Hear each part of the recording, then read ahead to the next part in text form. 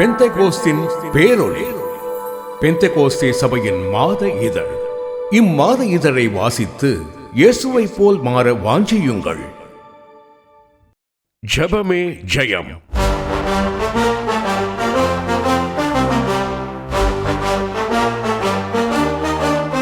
இனி சம்பவிக்க போகிறவைகளுக்கெல்லாம் நீங்கள் தப்பி மனுஷகுமாரனுக்கு முன்பாக நிற்க பாத்திரவான்களாக எண்ணப்படுவதற்கு எப்பொழுதும் ஜெபம் பண்ணி விழித்திருங்கள்.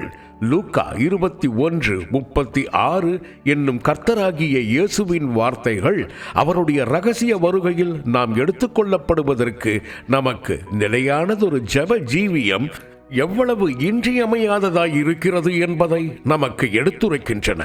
உலகம் தன் பாவத்தினால் தேவ நியாய தீர்ப்பை நோக்கி விரைந்து சென்று கொண்டிருக்கிறது. சபையிலும் ஒரு சாரார் உலகத்தோடு இசைந்து போய் வரவிருக்கிற நியாய தீர்ப்பை குறித்த உணர்வற்றவர்களாய் கர்த்தருடைய பார்வையில் அருவருப்பானவைகளுக்கு தங்கள் ஜீவியத்தில் இடமளித்துக் கொண்டிருக்கின்றனர். இவற்றின் மத்தியில் ஒரு சிறு கூட்டத்தார் தேவ பயத்துடன் கிறிஸ்துவின் இரகசிய வருகைக்காக தங்களை ஆயத்தமாக்கிக் கொண்டிருக்கின்றனர். தேவ பிள்ளையே, நீ இவற்றுள் எந்த கூட்டத்தை சேர்ந்தவனாக இருக்கிறாய்? கிறிஸ்துவின் நாளுக்கென்று தங்களை ஆயத்தமாக்கிக் கொண்டிருப்போரின் அடையாளங்களுள் ஒன்று எப்பொழுதும் ஜெபம் பண்ணி விழித்திருத்தல் ஆகும். அவர்கள் தங்களுடைய சொந்த ஆவிக்குரிய ஜீவியத்திற்காக மாத்திரமல்ல, மற்றவர்களுக்காகவும் தேவ சமூகத்தில் பிரசவ வேதனையுடன் ஜெபிக்கிறவர்களாக இருப்பர். வெளிப்படுத்தின விசேஷம் 12:2-5. லௌகீகமும் மாம்சீகமும் தேவ ஜனங்களில் பலரை வீழ்த்திக் கொண்டிருக்கும் இக்காலகட்டத்தில் இவ்விதம் அவர்களுக்காக தேவ சமூகத்தில் பெருமூச்சு விட்டழுகிறவர்கள் மாத்திரமே வரவிருக்கிற தேவ நியாய தீர்ப்புக்கு தப்புவிக்கப்படுவர். எசேமியா 9:4-6. நமக்காக தம்முடைய ஜீவனையே கொடுத்து நம்மை மீட்டுக்கொண்ட நமது ஆண்டவராகிய இயேசுவும் நமக்குள் வாசம் பண்ணுகிற பரிசுத்த ஆவியானவரும் நம்முடைய ஆத்துமாக்களுக்காக உத்திரவாதம் பண்ணுகிறவர்களாக விழித்திருக்கிற தேவ ஊழியர்களும் நமக்காக பரமபிதாவினிடத்தில் பரிந்து பேசிக்கொண்டிருக்கின்றனர். எபிரெயர் 7:25, ரோமர் 8:26-34, கலாத்தியர் 4:19, கொலோசையர் 4:12. அதிநிமித்தமாகவே நாம் இம்மட்டும் காக்கப்பட்டு வருகிறோம். நாமும் ஜெபத்தில் சகோதரருக்காக ஜீவனை கொடுக்க கடனாளிகளாயிருக்கிறோம். 1 யோவான் 3:15 என்பதை நாம் மறந்து போகலாகாது. நமது ஆண்டவரின் மிகச்சிறந்த முன்மாதிரி சீரானதொரு ஜெப ஜீவியத்திற்கு கர்த்தராகிய இயேசுதாமே நாம் பின்பற்ற தகுந்த மிகச்சிறந்ததோர் முன்மாதிரியாக திகழ்கிறார். ஓரிடத்தில் அவர் ஜெபம் பண்ணி கொண்டிருந்ததை பார்த்து கொண்டிருந்த அவருடைய சீஷர்களில் ஒருவன் தாங்களும் அவ்வண்ணமே ஜெபம் பண்ண வேண்டும் என்று விரும்பி ஜெபம் பண்ண எங்களுக்கு போதித்தருளும் என்று அவரிடத்தில் வேண்டிக் கொண்டான். அந்த அளவிற்கு அவரது ஜெபம் அவனை கவர்ந்து கொண்டது. லூக்கா 11:1-4. இப்பூமியில் தம்முடைய ஊழியத்தை ஜெபத்துடன் ஆரம்பித்த நமது ஆண்டவராகிய இயேசு முடிவாக கல்வாரி சிலுவையில் அதனை ஜெபத்துடனேயே முடித்தார்.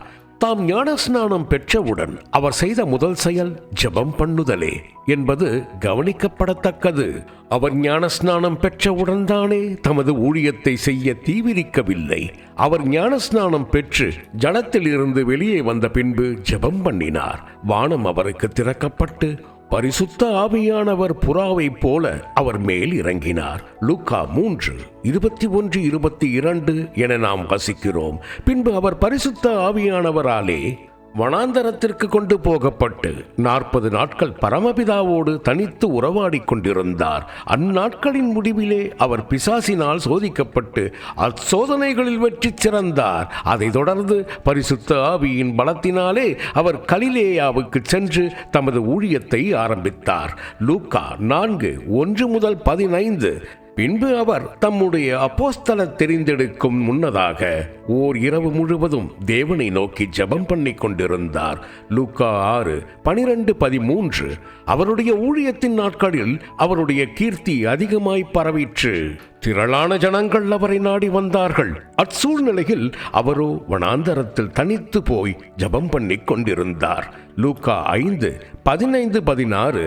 மேலும் அவர் ஒரு சந்தர்ப்பத்தில் திரளான ஜனங்களுக்கு போதித்து அவர்கள் அனைவரையும் போஷித்து அவர்களை அனுப்பிவிட்ட பின்பு தனித்து ஜெபம் பண்ண ஒரு மலையின் மேல் ஏறி சாயங்காலமான போது அங்கே தனிமையில் இருந்தார் என்றும், மற்றொரு சந்தர்ப்பத்தில் அவர் அதிகாலையில் இருட்டோடு எழுந்து புறப்பட்டு வனாந்தரமான ஓரிடத்திற்கு போய் அங்கே ஜெபம் பண்ணினார் என்றும் நாம் வாசிக்கிறோம். மத்தேயு 14:23, மார்க்கு 1:35.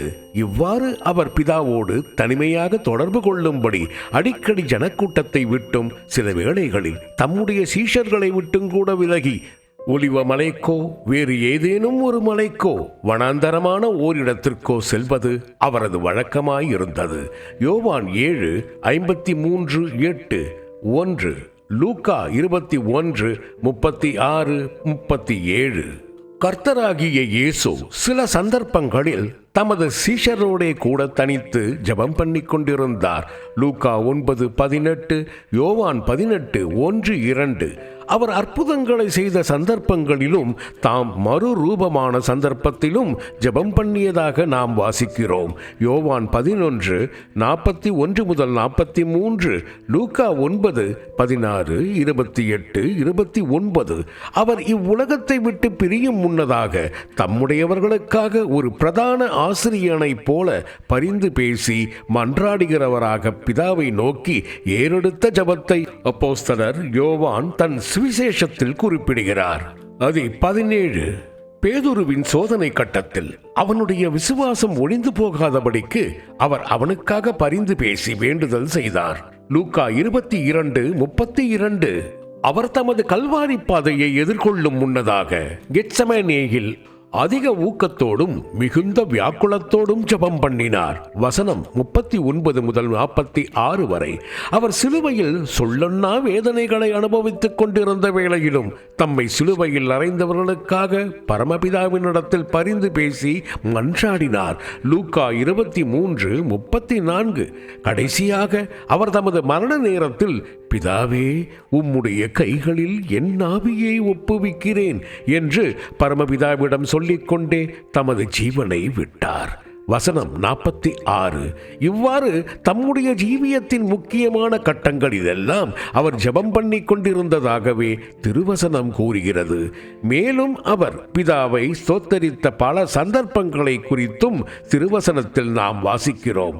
1 கொரிந்தியர் 11:24, மத்தேயு 26:27, லூக்கா 10:21, யோவான் 6:11, 11:41.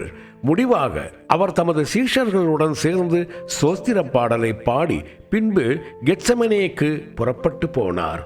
மத்தேயு 26:30. இவ்விதம் அவரது ஜீவியம் முழுவதும் ஜெபத்தினாலும் துதியினாலும் நிறைந்திருந்தது. எப்போதும் ஜெபம் பண்ணுவதில் நமக்கு முன்மாதிரியாய் திகழ்ந்த நமது ஆண்டவர் தாமே, நீங்கள் சோதனைக்குட்படாதபடிக்கு விழித்திருந்து ஜெபம் பண்ணுங்கள், மத்தேயு 26:41 என்று நமக்கு உரைத்து சென்றிருக்கிறார். நாம் விழித்திருந்து இடைவிடாமல் ஜெபம் பண்ண வேண்டும் என்று சுவிசேஷங்களும் நிருபங்களும் மீண்டும் மீண்டும் நம்மை அறிவுறுத்துகின்றன. வசனம் 40, 1 தெசலோனிக்கேயர் 5:17. இவ்விதம் நாம் ஜெயிப்பது மாத்திரமல்ல, நமது ஆண்டவரை போலவே எப்பொழுதும் தேவனை துதிக்கிறவர்களாகவும் இருப்போமாயின், துதிகளின் மத்தியில் வாசம் பண்ணுகிறவராகிய மகிமையின் ராஜா நமக்குள் வாசம் பண்ணி மகிமையானவைகளை நம் ஜீவியத்தில் செய்தருளுவார். சங்கீதம் 24:7-9, சகரியா 2:5. மாறாக நம் சோதனை வேளைகளில் நாம் முறுமுறுத்து முறையிடுவோமாயின், முடிவிலே நாம் நமது ஆண்டவரை நம் மணவாளனாக அல்ல, நியாயாதிபதியாகவே சந்திக்க வேண்டியதாகும். யாக்கோபு 5:9. இஸ்ரவேல் புத்திரர் தங்கள் கூடாரங்களில் முறுமுறுத்ததினால் தேவகோபம் அவர்கள் மேல் மூண்டது என்று நாம் வாசிக்கிறோமே. சங்கீதம் 106:25-27. ஜபத்தியானம் நம்மில் குறைந்து போகுமாயின் ஜபவீடாக இருக்க வேண்டிய நம்முடைய ஜீவியமானது நாளடைவில் கள்ளர் குகையாக மாறிவிடும். யோபு 15:4, மத்தேயு 21:13. ஆகவே நம் அநேகருக்கு ஆசீர்வாதமாய் திகழத்தக்கதாக நம் ஜீவியத்தை தேவ சமூகத்தால் நிறைந்ததொரு ஜப வீடாகவே எப்போதும் காத்துக்கொள்ளும்படி இப்புத்தாண்டின் துவக்கம் துவக்கத்தில் தீர்மானிப்போமாக. நாம் ஏற்றபடி வேண்டிக் கொள்ள வேண்டியதென்னதென்று அறியாதவர்களும் பலவீனருமாய் இருக்கிறபடியால் பரிசுத்த ஆவியானவர் தாமே ஜெபம் பண்ணும்படி நமக்கு உதவி செய்கிறார். அவர் நமக்குள் தங்கியிருந்து நமக்காகவும் பரிசுத்தவான்களுக்காகவும் வாக்கு கடங்காத பெருமூச்சுகளோடு நம் மூலமாக வேண்டுதல் செய்கிறார். ரோமர் 8:26-27. எந்த சமயத்திலும் சகலவிதமான வேண்டுதலோடும் விண்ணப்பத்தோடும் ஆவியினாலே ஜெபம் பண்ணி அதன் பொருட்டு மிகுந்த மன உறுதியோடும் சகல பரிசுத்தவான்களுக்காகவும் பண்ணும் வேண்டுதலோடும் விழித்துக் கொண்டிருங்கள். எபேசியர் 6:18 என்று அப்போஸ்தலர் பவுல் கூறுகிறார். ஆகவே நாம் மகா பரிசுத்தமான விசுவாசத்தின் மேல் நம்மை உறுதிப்படுத்திக் கொண்டு எப்போதும் பரிசுத்த ஆவிக்குள் ஜெபம் பண்ணி விழித்திருப்போமாக. இத்தகையதொரு ஜெப ஜீவியமானது நாம் கிறிஸ்துவின் நாளில் எடுத்துக்கொள்ளப்படுவதற்கு நமக்கு இன்றியமையாததாகும். யூதா 20:21. பலனுள்ளதொரு ஜெபத்தின் எதிரிகள். நம்முடைய ஜெபங்கள் பலனுள்ளவையாக இருப்பதற்கு எதிரிடையாக நாமே நம்மில் இடமளித்து விடுகிற பல அம்சங்கள் உள்ளன. அவற்றுள் சில: நாம் நம்முடைய இருதயத்தில் அக்கிரம சிந்தை கொண்டிருப்போமாயின் தேவன் நம் ஜெபங்களுக்கு செவி கொடார். சங்கீதம் 66:18. அபிஷேக தைலமும் தூபவர்க்கமும் மகா பரிசுத்தமானவையாயிருந்தன. அவ்வாறே நாம் பரிசுத்த ஆவியின் நிறைவை நம்மில் காத்துக்கொள்ளுவதற்கும் பலனுள்ளதொரு ஜெப ஜீவியம் செய்வதற்கும் பிரதானமான தேவை நம்முடைய சிந்தைகளும் கூட சகலவித அக்கிரமங்களினின்றும் பரிசுத்தமாக்கப்பட்டிருக்க வேண்டும் என்பதே. தங்கள் ஜீவியத்தை பரிசுத்தத்தில் காத்துக்கொள்ளுகிறவர்கள் மாத்திரமே தங்கள் ஜெப ஜீவியத்தில் வளரக்கூடும். பெருமையின் ஆவி நம்மில் இருக்குமாயின் நம் ஜெபங்கள் கர்த்தரால் அங்கீகரிக்கப்பட மாட்டா. லூக்கா 18:11-14. கீழ்ப்படியாமையின் ஆவி நம்மில் இருக்குமாயின் நம் ஜெபங்களுக்கு தேவன் செவி கொடுக்க மாட்டார்.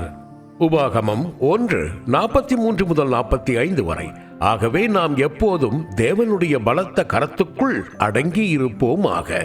முரட்டாட்டத்தின் ஆவி நம்மில் காணப்படுமாயின் நம் ஜெபங்கள் பதிலளிக்கப்பட மாட்டா. நீதிமொழிகள் 1:24-28 வரை. ஆகவே தேவனுடைய நடத்துதல்களுக்கு நாம் எதிர்த்து நிற்காதிருப்போமாக. நாம் ஒரு மாயமுள்ள ஜீவியம் செய்து கொண்டு நம்முடைய ஜெபங்கள் பதிலளிக்கப்பட வேண்டும் என்று எதிர்பார்க்க முடியாது. ஏசாயா 1:13-15 வரை. மத்தேயு 23:13-14. நாம் பின்மாற்றத்தின் ஆவிக்கு நம்மில் இடங்கொடுத்து நம்முடைய பழைய வழிகளுக்கு திரும்புவோமாயின் தேவன் தமது முகத்தை நமக்கு மறைத்து விடுவார். அவர் நமக்கு செவி கொடார். ஏசாயா 59:1-3 வரை. எரேமியா 7:9-16 வரை. நாம் கர்த்தருடைய வேதத்தை கைக்கொள்ள மனதற்றவர்களாய் அதை கேளாமற் போகும்போது நம் ஜெபங்கள் அவருக்கு அருவருப்பானவையாக இருக்கும். நீதிமொழிகள் 28:9. 1 யோவான் 3:22. நாம் ஏழைகளை அற்பமாய் எண்ணி அவர்களை அசட்டை பண்ணுவோமாயின் கர்த்தர் நம்முடைய மன்றாட்டுகளை அசட்டை பண்ணுவார். நீதிமொழிகள் 21:13. கொர்நேலியோவை போல நாம் ஏழைகளுக்கு இறங்கி தர்மங்களை செய்வோமாயின் அவை தேவ சமூகத்தில் நினைவு கூறப்படும். நம் ஜெபங்களுக்கும் பதிலளிக்கப்படும். அப்போஸ்தலருடைய நடபடிகள் 10:2-4, 31. நாம் நமக்கு தீங்கிழைக்கிறவர்களை மன்னியாதிருப்போமாயின் கர்த்தர் நமக்கு செவி கொடார். மத்தேயு 6:14-15-18-35. ஆகவே நாம் நமக்கு விரோதமாக தவறிழைக்கிறவர்களை மன்னித்து யாவரோடும் எப்போதும்